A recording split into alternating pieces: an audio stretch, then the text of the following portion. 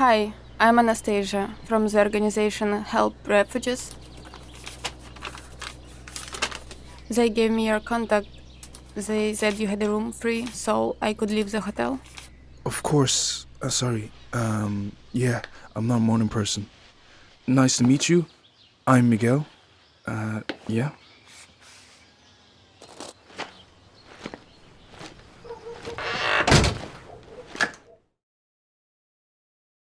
What this piece really touches on is the complexity of being a refugee who's dealing with her own displacement issues, who's dealing with the fact that she's displaced from her country that is currently at war, that there is, death happening all around her, that her family is affected. She's alone on her plate, right?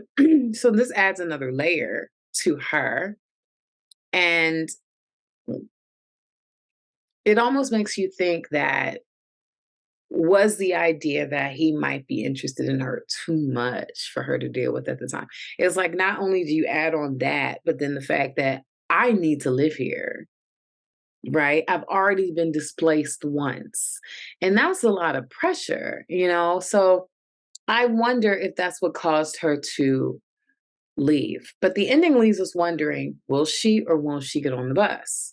Because it does come across that she also is open to the idea in some way, shape, or form too, or she might like him as well. But the complexities of her background, and then also, maybe overhearing the conversation with the woman that helped raise him adds to her insecurity, things like that.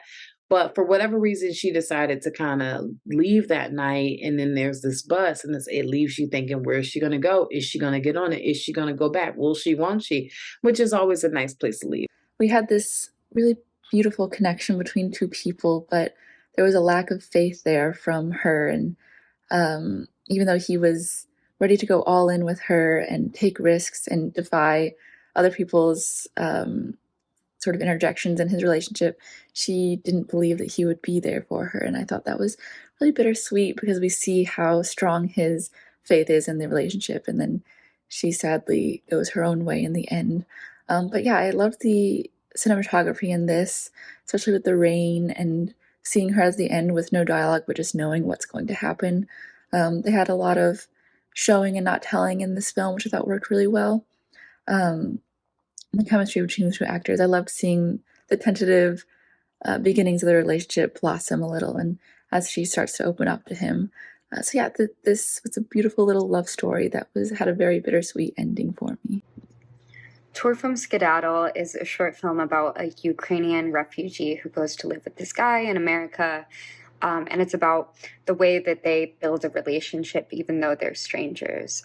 They bond over art and go to the movies. And when they get back, he's gotten her a gift and she kisses him on the cheek. That's just a really sweet moment and one that stuck out to me in the film.